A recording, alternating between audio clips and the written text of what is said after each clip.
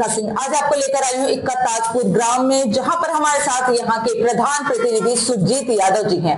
सुरजीत यादव जी अपने गांव में तो काफी जाने भी जाते हैं और गांव वासी का बहुत ही ज्यादा इन पे एक आशीर्वाद भी है।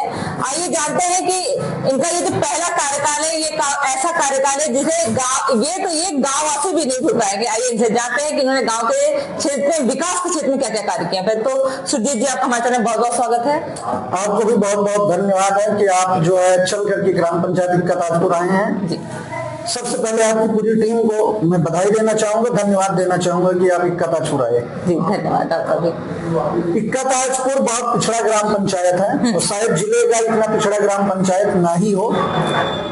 एक मेरी माता जी प्रधान है, मेरी वाइफ भी प्रधान नहीं है। ग्राम पंचायत को इतना पिछड़ा हुआ कहना भी कहीं न कहीं शर्मनाक है, लेकिन जो गांव की समस्या उसे कहना पड़ेगा और जब तक हम गांव की समस्या नहीं बताएंगे समस्याओं से निजात नहीं मिलेगा। इतना पिछड़ा गांव है कि हमारे ग्राम पंचायत में लाइट की ठीक ठाक व्यवस्था नहीं थी, पीने के लिए जल की व्यवस्था नहीं थी। यहाँ तक कि गांव की जो नालियां हैं, गांव में नाली नहीं था, जल भराव से लोग जूझ रहे थे। रास्ते आज भी हमारे गांव में अधिकतर खराब हैं, जहां आने जाने के लिए आप बाइक से भी सही तरीके घर तक नहीं पहुंच सकते हैं। फिर भी मुझसे जितना हो सका मैंने प्रयास किया। गांव में सबसे पहले हमने प्राथमिकता दी नालियों को बनवाने में, नालियां बनवाई। इंटरलॉकिंग का काम मैंने काफी ज्यादा करवाया और अभी भी निर्माणाधीन है कई रास्ते। कई ऐसे रास्ते हैं जो अभी बनना है, मैंने प्रस्ताव में ले लिया है। ग्राम पंचायत की जो जनता है अगर मौका देगी तो उन रास्तों पर मैं विशेष तौर पर काम करूंगा आगे भी। अभी 6 महीने का समय लगभग हमारे पास है। प्रयास है कि गांव के रास्तों को और अच्छा बनाया जाए। आप पूरी कोशिश कर रहे हैं, क्योंकि ऐसे गांव में तो हम भी आपके गए थे तो रास्ते तो सच में बहुत ही खराब है, पर आपने जितनी कोशिश हो सके उतने रास्ते बनवाए हुए हैं। मैंने रास्तों को लेकर के काफी कोशिश किया। शुरुआती दौर में 2021 में मैंने 200 मीटर इंटरलॉकिंग, 150 मीटर नाली बनवाई। उसके बाद पारिक प्रवाह में मैंने कम से कम 500-600 मीटर इंटरलॉकिंग लगाई है टुकड़ों में, अलग अलग जगहों पर। इस समय मौजूदा हाल में 260 मीटर इंटरलॉकिंग निर्माणाधीन है, जिसका काम चल रहा है। 15 दिन में लगभग कंप्लीट हो जाएगा। आगे 4-5 इंटरलॉकिंग के काम और प्रस्ताव में है, जो ये काम कंप्लीट होते ही नया काम की शुरुआत किया जाएगा। लेकिन बाधाएं बीच में कुछ ऐसी आ गई कि 2021 में हमारी वाइफ प्रधान थे, चुनाव जीते हम, 400 वोट से जीते। काम को मैंने गति दिया। शमशान घाट, शमशान बनवाने के लिए मैंने प्रस्ताव तभी लिखा था, लेकिन कुछ बाधाएं आई कि हमारी वाइफ जो है शिकायतों की वजह से बर्खास्त हुई। हालांकि हाई कोर्ट जाकर के बाइज्जत बरी भी हो गई, आरोप झूठे पाए गए। अब हमारी माता जी प्रधान है। विशेष काम पहले गांव के रास्ते सही हो, गांव में जल भराव की समस्या से मुक्ति मिले। उसके बाद गांव चकबंदी में है, कई ऐसे नए रास्ते जो चकबंदी में, नए रास्तों का भी निर्माण होना है जहां रास्ते नहीं है। चकबंदी में नए रास्ते निकाले जाएंगे, कुछ आबादी छोड़ी जाएगी, कुछ खेल के मैदान की भी व्यवस्था होगी। दूसरी सबसे बड़ी समस्या हमारे ग्राम पंचायत में पंचायत घर नहीं है। जी, ये तो हमको पता चला कि पंचायत घर ही नहीं है यहाँ पर। जी, तो ब्लॉक में 4-5 ग्राम पंचायत है। फिलहाल हमारी ग्राम पंचायत में पंचायत घर नहीं है। पंचायत घर था जो जर्जर स्थिति में था, उसकी नीलामी हो गई है। नया पंचायत घर बनाने के लिए जमीन चिन्हित हो चुका है, प्रस्ताव हो चुका है। जैसे ही शासन से धन मिलता है पंचायत घर बनाया जाएगा। बच्चों के खेल कूद के लिए खेल मैदान भी बनना है। उसका बारात घर की सुविधा है।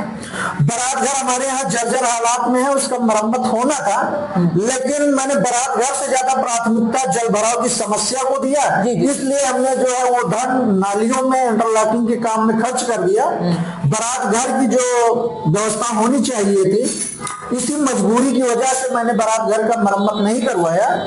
और जल्द ही बारात घर का मरम्मत होगा, रंग रोगन होगा, जिससे गांव के लोग बारात टिकाएंगे, सामाजिक कार्यक्रम बारात घर में कराएंगे। बारात घर हमारे इक्का ताजपुर में बना हुआ है। जी, पहले से ही बना हुआ है। अच्छा, ये तो बात सही कह रहे हैं, जैसे बारात घर भी बना हुआ है तो पंचायत भवन भी आपके पास, तो वो सारे जर्जर अवस्था में है। तो क्या पहले के जो प्रधान थे आपसे पहले के, उन लोगों ने कभी ये सब चीजों पर ध्यान नहीं दिया? देखिए, पहले के जो प्रधान थे उनके खिलाफ गांव की जनता बोलती नहीं थी, चाहे वो उनके सम्मान में, चाहे उनके डर में, जो भी कुछ रहा हो। ठीक है, शासन से जो धन मिलता था वो निजी लोगों में वो उपयोग कर लेते थे, काम नहीं कराते थे, गलत तरीके से वो भुगतान कर लेते थे। जिस समय हमारी वाइफ की बर्खास्तगी हुई, उसी समय मैंने पूर्व प्रधान के खिलाफ भी जांच करवाई थी। 4 लाख के आसपास रिकवरी हुआ। सेक्रेटरी ने अपना रिकवरी भी भरा, सेक्रेटरी के खिलाफ FIR हुआ था, पूर्व प्रधान के खिलाफ भी FIR हुआ है, जो मामला विचाराधीन है। इस तरीके से उन्होंने धर्म को सिर्फ हड़पने का काम किया है, ग्राम पंचायत के लोगों की समस्या पर ध्यान नहीं दिया। अगर वो समस्याओं पर ध्यान दिए होते, 15 साल वो प्रधान है, पिछड़ा नहीं होता आपका गांव, तो हमारी ग्राम पंचायत आज पिछड़ा नहीं होता। और यहाँ तक कि उसी 15 साल में हमारा ग्राम पंचायत इक्का ताजपुर अम्बेडकर गांव भी था, लोहिया गांव भी था, फिर भी ग्राम पंचायत के लोगों को जो सुविधाएं मिलना चाहिए था वो नहीं मिला। उन सुविधाओं के लिए मैं लगातार प्रयासरत हूँ। अगर बीच में प्रधानी हमारी डिस्टर्ब नहीं हुई होती तो शायद अब तक गांव विकसित ग्राम पंचायतों में होता, पिछड़ा का पिछड़ा नहीं रहता। लेकिन आगे प्रयास हमारी जारी है कि ग्राम पंचायत को विकसित बनाया जाएगा। जी जी जी। अच्छा, सांसद विधायक का सपोर्ट मिलता है प्रधान जी आपको? हमारे यहाँ माननीय विधायक सुरेश पासी जी है, उनका पूरा सपोर्ट मिलता है। मैंने उनसे निवेदन किया था इंटरलॉकिंग के लिए, उन्होंने हमारी ही ग्राम पंचायत के पूरे छीटूराम बाबाजीपुरा में लंबी चौड़ी इंटरलॉकिंग बनवाई है। विधायक जी का हमेशा मैं आभार व्यक्त करता रहूंगा, मैं उनका ऋणी रहूंगा। आगे भी उनसे हमारी मांग रहेगी कि हमारी ग्राम पंचायत को सुविधाएं दें। विधायक जी का सपोर्ट मिलता है जी। विद्यालय आपके पास कितने हैं? हमारी ग्राम पंचायत में 2 प्राथमिक विद्यालय हैं, एक जूनियर विद्यालय है, एक राजकीय इंटर कॉलेज है। सबसे बड़ी समस्या बालकीय इंटर कॉलेज में है, जहां टीचर की कोई व्यवस्था नहीं है। मैंने ज्ञापन भी दिया था, मैंने पत्राचार भी किया था, लेकिन विद्यालय में टीचर नहीं होने के कारण छात्राओं की जो संख्या है वो 0 के बराबर है। जब टीचर ही नहीं आ रहे तो फिर बच्चे आके करेंगे भी क्या? सिर्फ मिड डे मील से तो काम चलेगा नहीं। बिल्कुल नहीं, मिड डे मील से काम नहीं चलेगा। राजकीय बालिका विद्यालय की सबसे बड़ी समस्या है टीचर की। ग्रामीण परिवेश में या टीचर पढ़ाना नहीं चाहते या अधिकारी ध्यान नहीं देते। ध्यान ही नहीं देते। नहीं तो सरकारी जॉब किसको काटता है, नहीं तो टीचर ऐसा नहीं है कि भेजे जा सकता है। बहुत ही अंदर गाँव में नहीं है, आपका हैदरगढ़ भी एक अच्छा जगह भी आता है। तो अच्छा, ये मैं जानना चाहती हूँ कि इतने सारी, तो चलिए आपके गाँव में इतनी सारी कमियां हैं, तो अब इस बार जो आपके चुनाव है, इन्हें मुद्दा क्या यही सब रहेंगे कि या कुछ और अलग मुद्दा रहेगा? नहीं, मेरा कोई नया मुद्दा नहीं है। मुद्दा एक ही है, भ्रष्टाचार के खिलाफ लोग वोट करेंगे, लोग डर के खिलाफ वोट करेंगे, लोग जो है विरोधियों के खिलाफ वोट करेंगे, जिससे गांव की विकास रुकी है। मुद्दा सिर्फ एक है, गांव में नालियां, गांव में रास्ते दुरुस्त हो, खेल का मैदान हो, बारात घर हो, शमशान हो, पंचायत भवन हो, यही मुद्दे हैं। और गांव को पूरी तरह से भ्रष्टाचार मुक्त रखा जाए, दबंगों के चंगुल से दूर रखा जाए।